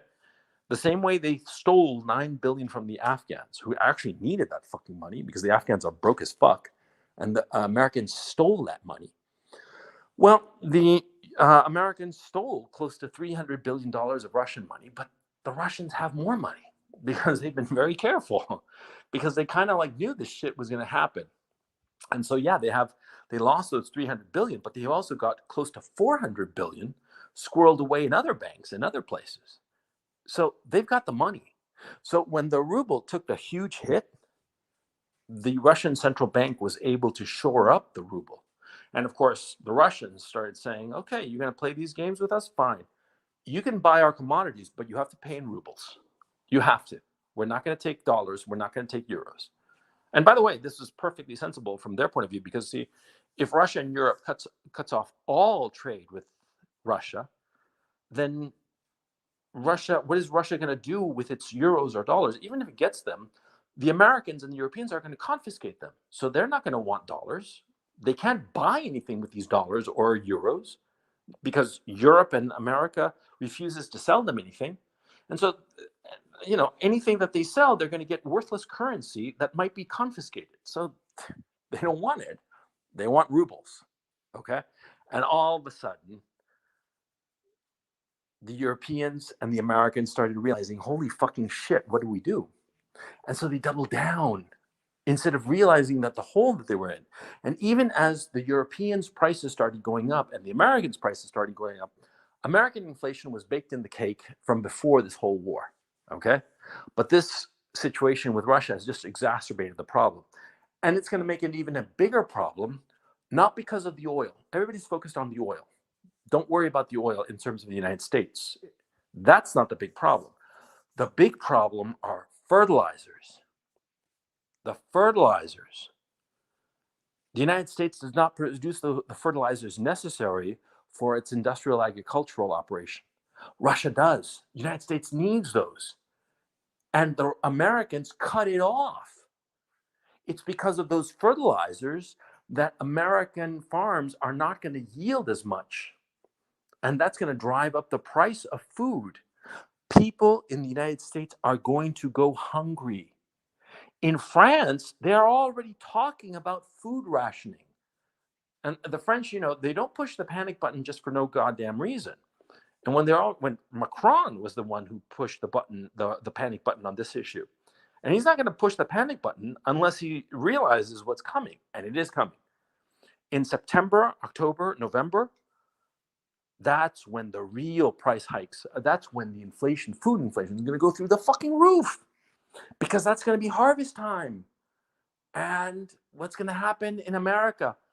What's going to happen in Europe? No food because of no fertilizer or extremely expensive fertilizer. That was the miscalculation. That's where they fucked it up. See, the Americans, they thought that they could fuck over the Russian economy and that it wouldn't blow back at them. There'd be no secondary effects. They thought that they could totally annihilate the Russian economy, and their own economies, the American economy and the European economy, would skate away scot-free. They didn't understand the lesson of globalism. Globalism, the shit that they've been preaching for 40 odd fucking years. Globalism makes everything interconnected. If everything is interconnected, if one piece of this, such a crucial piece as Russia, gets BTFO'd, you're going to get BTFO'd. And the worst part that must drive them up the fucking wall, it's that, the real reason that the Russians didn't suffer because of these sanctions, because the Americans, the Canadians, the Australians, the New Zealanders, and the Europeans, they cut off Russia. And they refused to buy any products from Russia. But see, there are other countries around the world that are happy to buy their shit. In fact, need their shit, need their food, need their coal, need their oil, need their natural gas. All the natural gas that was going to be shipped to Europe, you know where it's going? It's going to China. And the Chinese are happy to take it. And on top of that, what's going on too is that, see, a lot of commodities brokers are buying up Russian commodities and they're going to turn around and sell it back to the Americans and the Europeans. Okay, stuff like coal, for instance. The Europeans just announced that they're going to stop buying Russian coal as another sanction. See, it's not even that the Europeans are cutting off their nose to spite their face. They're cutting off their whole fucking head to spite their face. The Europeans cutting off coal, what's going to happen to that coal? Coal is very easy to transport. It doesn't spoil, obviously. You know, you just put it onto tenders, train tenders, and just ship it wherever the fuck. It doesn't matter. It's easy to do, no problem. So what are the Russians going to do? They're not going to ship their fucking coal to Europe. Fine, they'll ship it to fucking India. By train. It'll take its time, of course, but it gets to India, and commodities brokers in India, what are they going to do? They're going to start shopping it around, of course, and eventually wind up back in Europe. The same fucking coal. The only difference is that because of all this very roundabout transport path, in the end, the Europeans are probably going to pay twice as much for the same fucking coal. You see? Because the Europeans and the Americans have this bizarre notion that they're the only buyers for the shit that Russia sells. The Americans and the Europeans, in a weird way, are flat earthers. They don't conceive that the world is a globe. They don't conceive that Russia, which straddles a third of the globe, can find other customers. Because to the Russians, Europe and the Americas, that's their western border. But they've got their southern and eastern border. Their southern border with India and Iran, and their eastern border with China and the Korea and North Korea and South Korea. I mean, they got other customers. Okay. And the Europeans and the Americans don't seem to realize this. You see? Yeah, I mean, it's very important that you understand how, the effects of this, how they miscalculated. And so what did the Americans do? They doubled down. They basically did the same thing that the Russian army did. Because what happened with the invasion of Ukraine? They went in there thinking that they were going to go light, just scary, but light, not really fuck up their Ukrainian shit, just show that they had the means to go to war, have some scuffles here and there, sure, have some real fighting going on, sure. But then they realized that, holy shit, these Ukrainians, they're not giving up. Fuck it, we're going to have to turn on the heat. So they did turn on the heat, just as the Americans and the Europeans turned on the heat with the sanctions. But there's a difference. And the big difference is that, see, the Russians, they had the means to turn up the heat that was a lot more forceful. Whereas the Americans, when they hit the Russians with the sanctions, they went nuclear option right away. And the Russians survived that nuclear option, economically speaking, of course. And so what happened? Well, the Americans, they don't have any more bullets. See? I mean, they shot their wad. Mm-hmm. Whereas the Russians, when they invaded Ukraine, they didn't shoot their wad. They went in just a little bit, just the tip, just to see how it feels. Mm-hmm. And then they just started going more and more and more because they had more and more and more. Okay? They went in light. And that's the big difference. See? They went in a little bit, light. If the Americans, with their sanctions, had been light, had been targeted to hurt the Russians, but not annihilate their economy, just a little bit, the Russians might have come to the negotiating table, figured out, maybe we don't want to go whole hog on these things, right? But the Americans went shock and awe on the economic sanctions, and the Russians survived it. And after that, the Americans are left with nothing. They don't have another shock and awe. I mean, the whole point of shock and awe is that you shoot your wad on the first go. And after that, well, you're supposed to have wiped out the enemy with the shock and awe, right? But if you don't, you're fucked, right? Because if the guy survives, if you give him your best shot and the guy survives, then you're the one who's fucked. You see? You see what's going on here? And that is what happened. The Americans shot their wad. They gave it their best shot, and the Russians took it. No problem. And the fucking ruble, which what's his name, Biden, mocked and said, it's going to be rubble from here on out. Fuck you, Joe. It's back. It's back. It's higher than its pre-war levels. It's the highest it's been since November of 2021. Now, I have no doubt in my mind that a lot of that is the Russian central bank pulling out all the stops to support the ruble. I have no doubt about that. And no responsible central banker would have done otherwise. Okay, and the Russian central bank with Elvira, what's her face, very capable banker. She'd know exactly what to do and how to make it happen. And I have no doubt that that happened. Okay. And the ruble is a relatively small international forex market. So it's easy for them to have not manipulated, that's too strong a word, given price support to the ruble. I have no doubt that they did that. Okay. But the point is that they were able to do it. And also, see, this kind of central bank price support for your currency, it lasts for a while, just a few days, really. But if the market senses fundamental weakness, it doesn't matter how much you give it in terms of price support, the market is going to eat it alive because they're just going to, arbitrage what you're doing and skim off all the profit. I mean, you'll basically get ass raped. Okay, I mean, on a trading level. The price support that the central bank has given the ruble, I think it's probably over. I mean, we won't know, or perhaps never know, but if I had to guess, I'd say that the price support is over, and this is organic. This is the market actually pricing in the value of the ruble, because the market realizes what anybody sensible should note is that Russia has all these commodities. So the commodities are backing their currency. And especially when they're coming up with this system whereby people are going to have to clock in their foreign currency and get rubles assigned to them, it's going to automatically create price support for the ruble. And the ruble is going to be basically a currency backed by commodities. It's going to be a very powerful currency.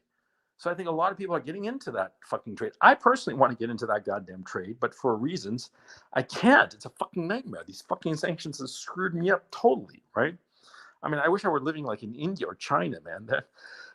Then it'd be a cinch to get into the ruble. See, all those fuckers over there are getting into it. And me, no, because, fuck it. I didn't think that this would happen because nobody in their right mind thought that the Americans would be so stupid to pull the thermonuclear option insofar as total sanctions package. Okay.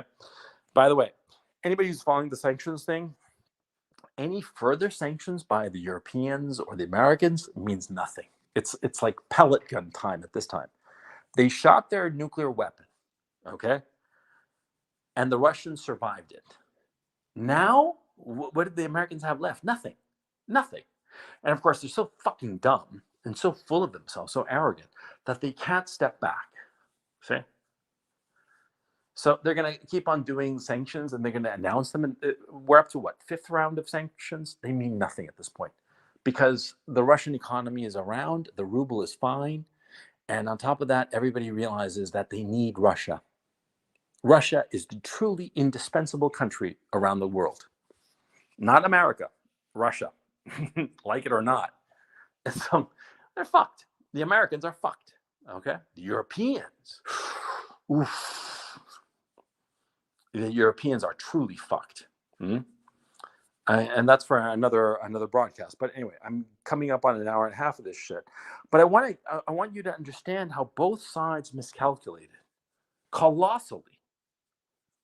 But see, one was able to react because the way they miscalculated, because they thought that they could go in with little effort. It wouldn't be like a real thing. With limited objectives, distraction, sure, pinning down armies, sure, but they really didn't want to go on strong. They just the tip, just a little bit, just to see how it feels. And when they realized that this was a real fight, they just started going in deeper and getting in bigger, Whereas the Americans went whole hog right at the beginning.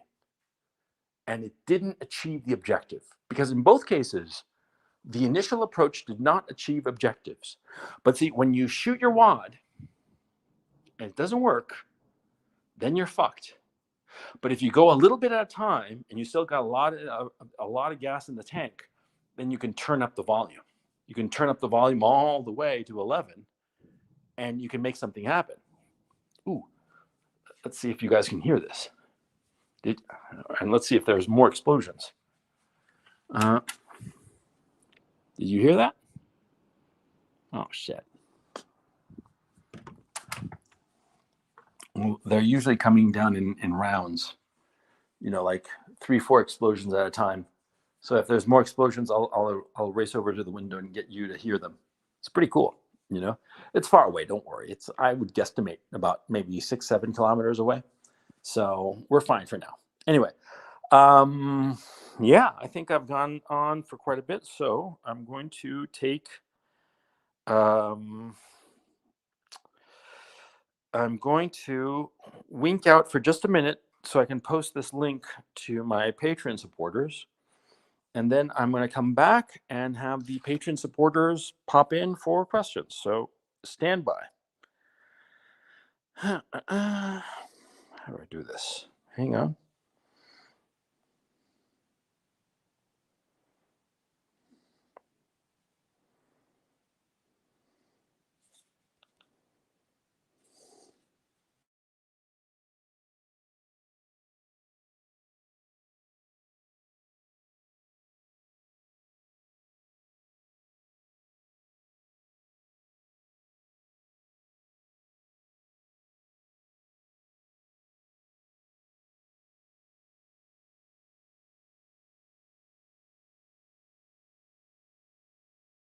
Able to hear me, I hope.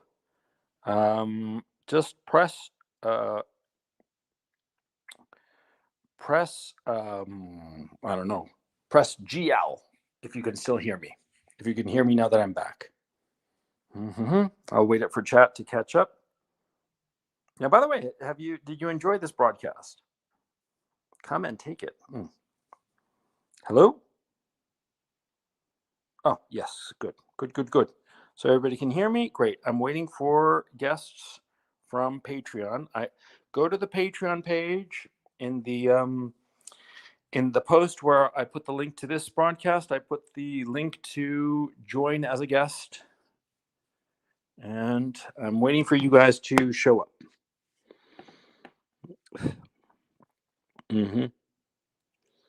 Anyway, we are living in fascinating times. I'm going to vamp a little bit before the people start showing up to ask questions. But, here we have some questions. Let's bring on Luis. Luis, how are you? Do you hear me? Yeah, I can hear you. Yeah. How's it going, man? Oh, I'm doing pretty good. How about you? Come see, come sa. Well, Yeah. you're What's in on the your middle mind, of man? a war. I actually don't have any questions, man. I'm sorry. Oh, okay. I love your content, man. Oh, thanks a lot. I appreciate it, man. Yeah. Thanks very much. Yeah. Yeah. So, anyway, where are you from? Me, I'm from Oregon, in the U.S. And how's it going there? Can't wait to get out. What are the prices like? What's gas price like and food prices like? Food prices are. Yesterday I went to the store, grocery store. The food prices are higher, like $1 higher than from a while, like last year.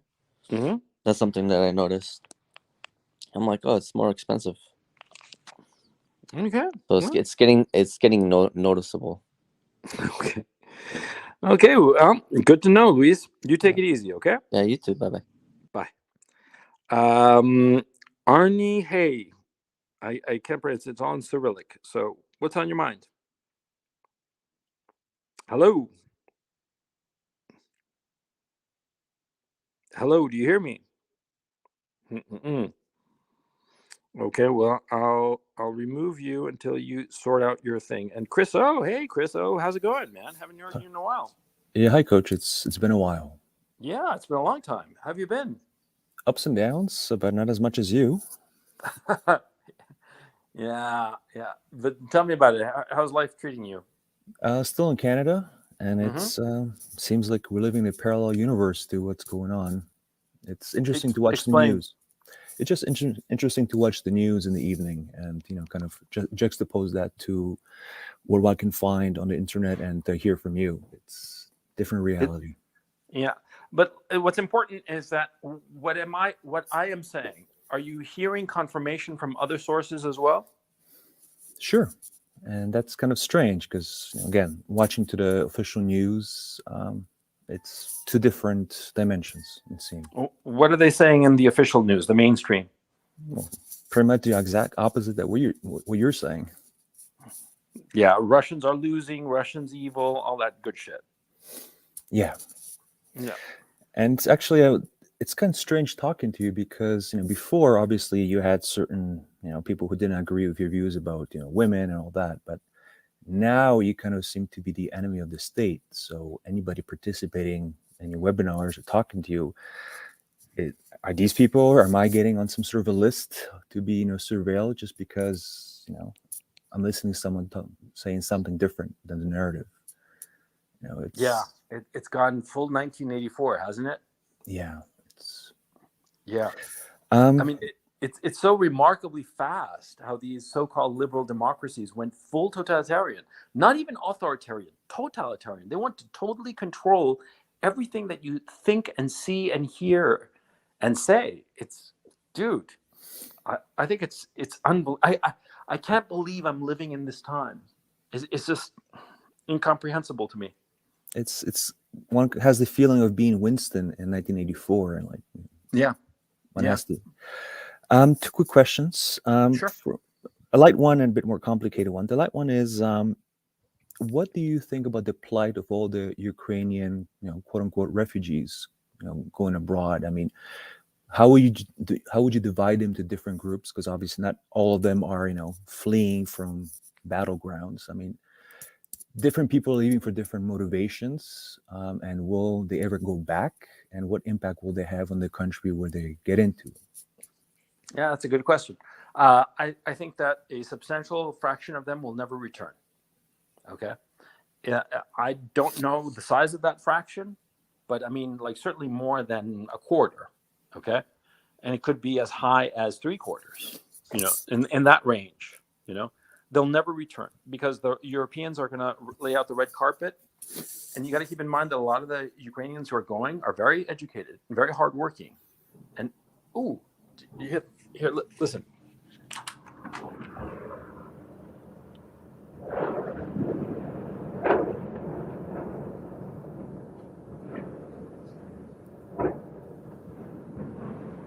You guys hear that? Wow. That is very disturbing. Yeah, it's a little closer this time. I guesstimate that was about 4 or 5 kilometers away. Yeah. But anyway, I think that a lot of them are very, very educated. Most of them are very educated. The more educated left. And I think that a good portion of them will stay away forever, especially if they're from the East but don't want to live under Russian control. Yeah, I think that they're going to stay away forever. And Ukraine will be, well, it'll be diminished because of it. But at the same time, I think a lot of Russian people from Russia will come here, because there'll be opportunities. And so people will come here. So,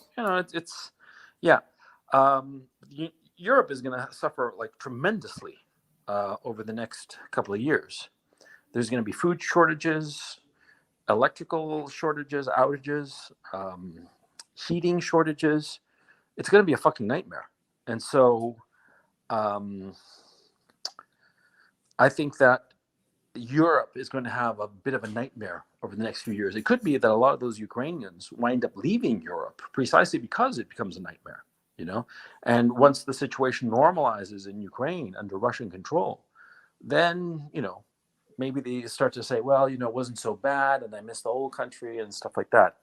But, who knows? There are too many variables at play. But at this time, I would expect at least a quarter of the population who has left to never return.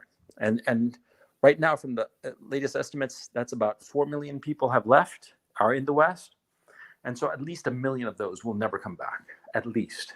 And if you told me you had a magic ball and told me that it turned out that maybe 3 million of those 4 million never came back, I wouldn't be a bit surprised. Because there is a cynical point of view that considers that for a lot of these people, this is a golden opportunity to get out of Ukraine. A lot of these people have not suffered or suffered very mildly from the war, but they wanted to leave for a long time because, as you say, Ukraine is a very, impoverished and corrupt country. So now they have the excuse, and they don't even have to do a PCR to cross the border, you know? Yeah, exactly. So you're exactly right. Second question is, now everything you talked about today is premised on the fact that Russia's infrastructure for resource delivery remains intact. What are the odds of that infrastructure being compromised in some way? So in order to, for Russia not to be able to deliver on the goods to other countries? Zero. As a practical matter, why would anybody, how would that happen? Like a military attack? I mean, any way for, to kind of counteract what you mentioned, this miscalculation. The miscalculation depends on the fact that Russia can deliver the goods elsewhere. Right. The only way that they could do that is by military attack or by sanctioning the countries that are buyers of Russia's goods. And that's what they're doing to Pakistan and India and Sri Lanka, and it's backfiring on them. Okay. So I mean, certainly with India, it's backfired horribly. And they're trying to do this with China, but China is like, come on, dude, who the fuck you think we are? And so, that's what they're trying to do. That's why they're sanctioning these other countries, and they're sanctioning them in just such a ham-fisted way, and it's not working. Okay, I mean, in Pakistan, there's some problems, but like Sri Lanka is falling apart now. Okay, and India is going to give them the big fuck you very much, because India really, first of all, needs Russia, number one, and number two, has deep, deep ties and deep loyalty to Russia, because Russia over the decades has always been a very good friend to the Indians. And so they have on a popular level, they have no real need to fuck over the Russians, and every incentive to work with them on a pragmatic level, and also on a national psyche level kind of thing. So, yeah, no, the only way they could do it is the West could realistically stop this sale of commodities would be to blow up the train tracks in Russia. That's, as a practical matter, that's impossible. Interesting. Just a third question came up. Maybe, what is your opinion about what's going on in Shanghai right now with this major lockdown? I don't know enough to be able to give an intelligent opinion, to tell you the truth. You tell me. Have you been following that? A little bit. There's a hypothesis that this has something to do with the internal politics. Obviously there are all sorts of in groups, and they're shifting for power. Mm-hmm. This might be some sort of repercussions against a dissenting inner group who controls China. I have no idea. I have no idea about that, and for obvious reasons, I've been paying attention to what's going on here, and so I could not tell you. Sorry. Okay. Yeah. All the best. Take care. And it seems that you're not going to be going back to the West anytime soon. No, it doesn't look like it. Because if they don't hold you on some checkpoint in Ukraine, they'll probably hold you at the airport somewhere. Well, I hope I slip through. We'll see how it goes. Take it easy, Chris. You too. Bye. And hello, Arnie Haywood. How's it going? Hi. What's on your mind, man? Actually, I was off topic. I was wondering about an older video of yours that I can't find anywhere, but I really enjoyed it, and but I've forgotten much of it.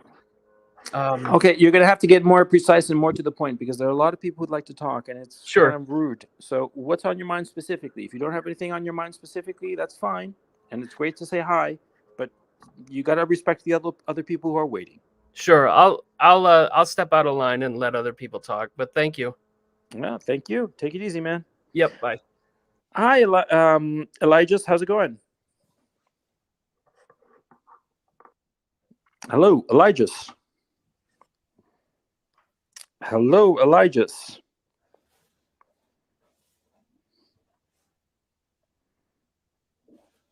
Elijah, are you there? I guess not. Okay, let me find another person. Let me bring on Mary. Hello, Mary. How are you? Mary, do you hear me? Hello, Mary. Remember, if you're talking, unmute yourself. Hello, Mary.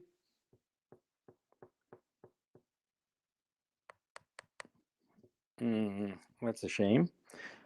Let's see. Divine Insurance. No, Divine Insurgent. Okay. Divine Hello, Insurgent. yes. Are you there? Hello. Can you hear me? Yes, I can hear you fine. What's on your mind, man?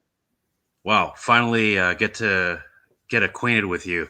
Appreciate the content, and dare I say it's an honor to Oh, finally that's connect with very you. kind of you, but yeah, Yes. but So I'll that's ask the questions. So there is some previous content that you released. Do you plan on releasing that or uploading that anywhere sometime soon, or are you just like completely transitioned to your new persona? Oh no, I'm going to release it. But the problem is that I don't have access to it because it's on a hard drive in my office, and I don't have Okay. access to my Fair office. enough. You know, Fair enough. but yeah, I want to put up that content that's all sexist and misogynistic. So I can get another hit piece from the Daily Beast. Oh, take that as a badge of honor.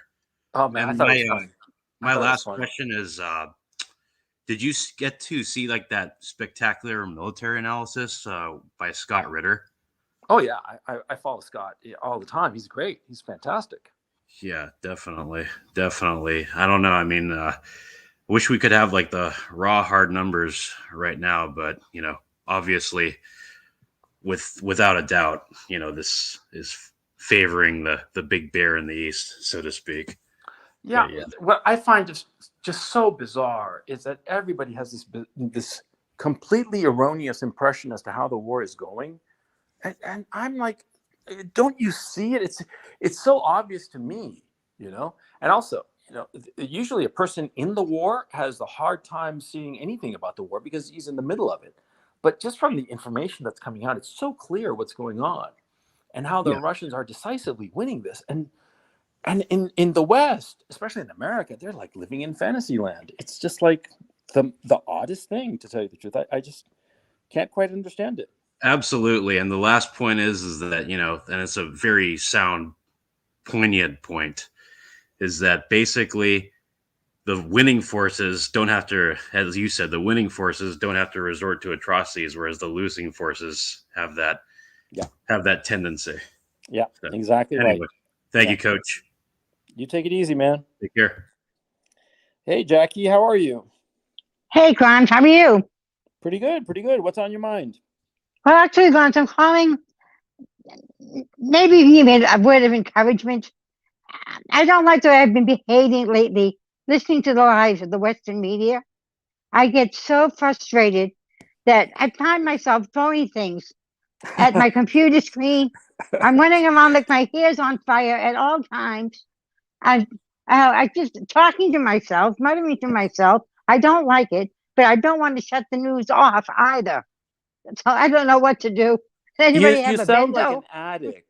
You sound like a junkie, Just say no. Yes. No, I know the exact feeling because you're like so frustrated by the bullshit that you hear. And at the same time, you can't stop listening to it. It's like a masochistic thing. Yeah, I know exactly how you feel. Okay. But And it's nothing new. I've been listening to that for years now, Gons. It's something about this Russia and Ukraine thing and it's just so stupidly false lying is going on. It's so stupidly. yeah, It's just I just can't believe people are this stupid. well, it's kind of shocking because they're remarkably stupid. But that's not the part that bothers me. The part that bothers me are the smart people who know better and who are pushing the lie. I did a long thread on Twitter just before the broadcast talking about system pigs. And that's the thing that I'm referring to, these people who know better, and yet they keep on pushing the lie. I just don't get it. I, I, I mean, see, when I know that I'm telling something that is not true, okay, I immediately just disavow it. I just ignore it, because it could be, you could be telling something that's not true for two reasons. Number one, you genuinely don't know the truth. And number two, you're lying, right? Now, if you're lying, you don't want to be pushing the lie very long because you're going to get caught, okay? And if you're pushing something that you think is the truth but is not, you're eventually going to find out what is the truth. And so you want to just forego the thing that was not true. and not keep on pushing it. But these people keep on pushing lies, pushing on false information. And I just don't get that mentality at all. It's just, I don't get it. I don't get it at all. Anyway, Jackie, the point is, I understand exactly how you feel. And go for a walk. Yes. Yeah, because I wish I could go for a walk. I actually can't. It's been lovely. The spring weather here is just beautiful, but I can't really go for a walk. So, in my stead, you should go for a walk. Go out, get some air, and stay away from the computer. And don't throw anything at it, for God's sake. I know. And I found myself saying to myself the other day, if it wasn't so bloody cold there, I would move to Moscow. I'm just so fed up at the news here. Yeah. Because, I'm following the Russian news, right? Of course, in English, because I don't speak Russian. And they generally tell the truth. They don't paint it like totally fictitious and false, like in the West. And it's just disappointment. That's all I feel about the West, just disappointment. Anyway, Jackie, thanks very much for joining me, man. I really appreciate taking my call, Ron. I'm sorry, for your didn't hear content. Thanks for taking my call, and thank you for your wonderful content. Oh, no, my pleasure. And thank you very much for being on. I really appreciate it. You take care now, okay? I shall. You too. Bye. Bye-bye. Hi, Mac. How's it going? Mac, you there? Mac, are you there?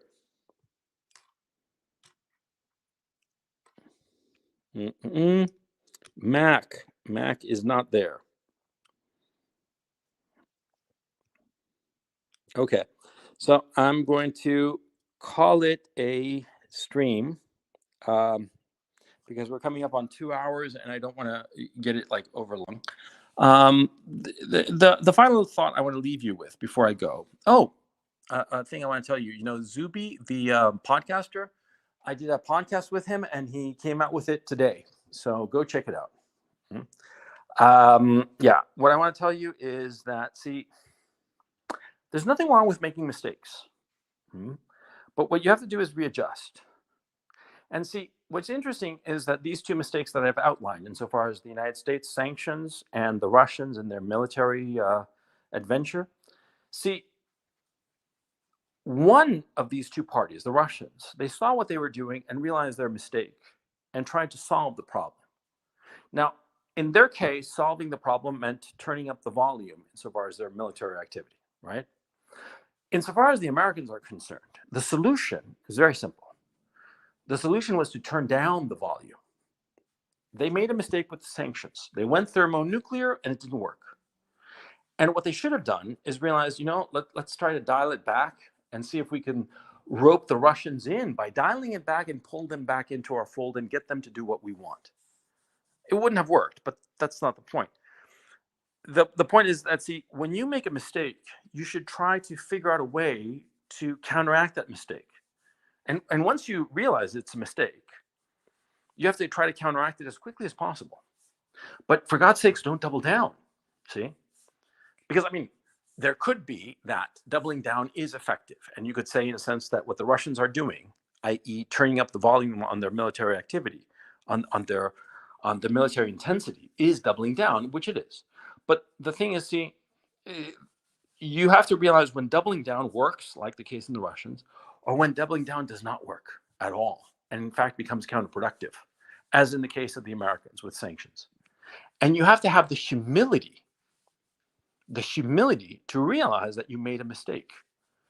You see, I did a video about this when I was doing Coach Red Pill material.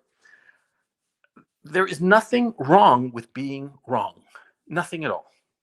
Everybody makes mistakes. Everybody screws up. There's nothing wrong with being wrong. There is everything wrong with not admitting it and not trying to counteract your mistake with something reasonable, something rational, something that will correct the mistake that you made. You see, the Russians, they're correcting their mistakes, and it's showing by their military success. The Americans are not, and it's showing because they and their allies, the Europeans, are the ones suffering. The Russians are not suffering. You see, and so they are failing in this war. And the last thought I want to leave you with. This is a war on all fronts. Don't be fooled. The United States is now at war with Russia and China. It just hasn't been declared yet with China, but with Russia, it is declared. The sanctions were the declaration of war. And this war is happening on all fronts. And at the end of the day, there are going to be two camps. And I would not be surprised that a lot of people, like Jackie there was saying about moving to Moscow, a lot of people in the West are going to start leaving and going to the East. And a lot of people, in the East are going to move to the West, like the people here in Ukraine, the ones I was discussing. A lot of the people in Russia who are very liberal and want, they want to live in the West. There's going to be this, we are polarizing as a planet, okay? And this great battle that we are in, this war that we are in, we're all soldiers in it. Nobody's going to be untouched. Everybody's going to have to sacrifice for it, okay? The smart thing for you is to figure out which side you want to be on.